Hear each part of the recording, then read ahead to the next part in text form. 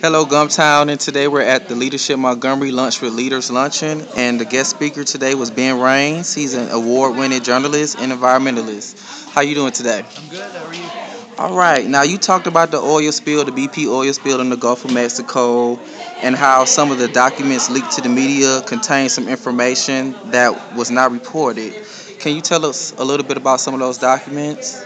Yeah. Well, I was working for the Press Register and AL.com, where I still work, and you can actually read the stories if you go online. But I got a bunch of different confidential government documents that contradicted what we were being told by the Coast Guard and federal officials about how big the spill was, how severe the situation was, and things like that early on in the spill. And so I started reporting those.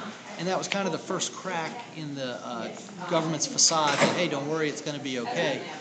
Because it wasn't. It was a terrible, terrible catastrophe. Wow. Now the oil spill it happened in March, which is the time where a lot of fish and a lot of the sea life creatures harvest and lay their eggs. Now, why was this a concern for some of the scientists? Well, so the spill began, I think, April 21st, and all the creatures in the Gulf, all the shrimp, the crabs, the fish, are all procreating and making babies in February and March, and those babies are released as little eggs that drift on the current and then hatch, and the larvae get swept by currents into shore.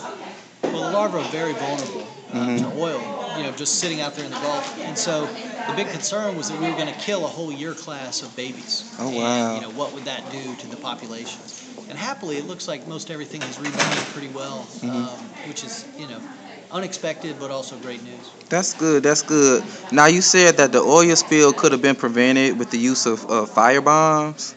Can you elaborate with that? Well, the fire boom was this. It's a technique where you drag this big hose between two boats and corral the oil and light it on fire. And so once the spill had happened, this would be a way to keep the oil from getting to shore. And you just burn it all. And the best day of burning in the spill, they burned 7 million gallons in a day.